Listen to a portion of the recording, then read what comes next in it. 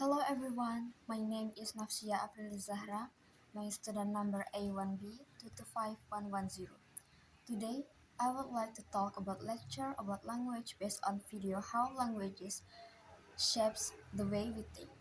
There are about 7,000 languages spoken around the world today.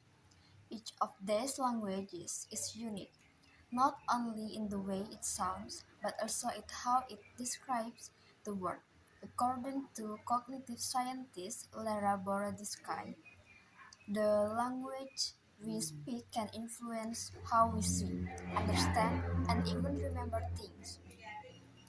First, we let's think about directions. In English, we usually use words like left and right to describe space, but in some other languages, people use cardinal directions like north, south, east, and west all the time. For example, instead of saying there is a cup on your left, they might say there is a cup to the north of you. Because of this, speakers of these languages always know where they are in the world. They have a very strong sense of directions. Even in unfamiliar place, this shows how language can train our brain to develop certain skills. Another example is how languages describe time. In English, we usually think of times of moving as moving from left to right, like how we read. But in other cultures, people may think of time differently.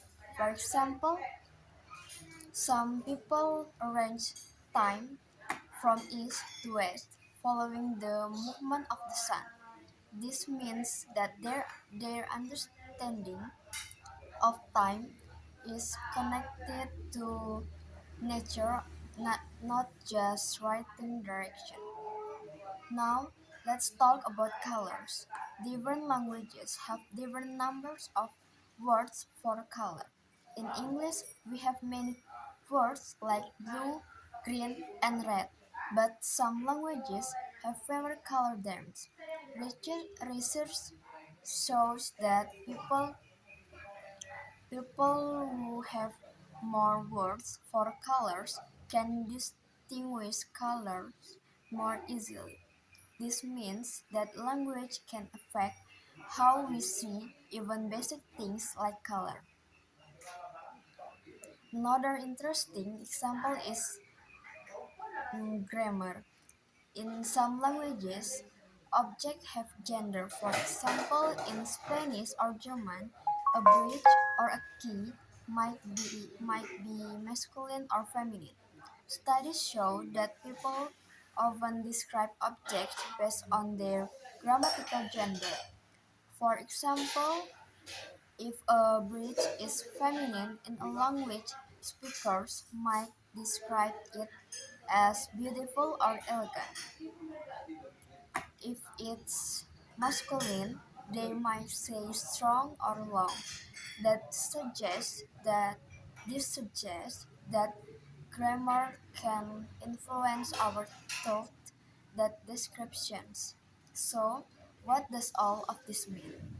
It means that language is not just a tool for communication. It's also a powerful tool that shapes our thinking. The way we speak can influence how we remember events, how we understand space and time, and even how we describe the world around us. However, this doesn't mean that language completely controls our thought.